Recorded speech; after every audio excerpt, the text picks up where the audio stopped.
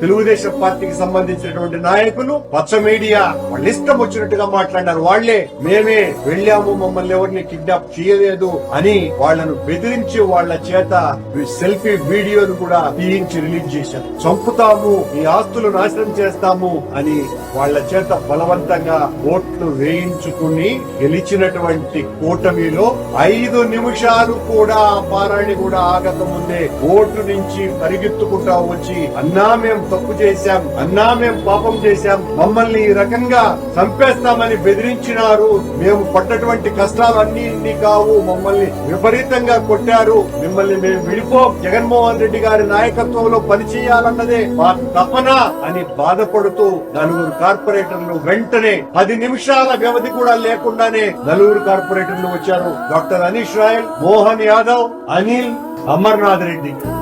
ఈ 4గురినే కిడ్నాప్ చేసింది.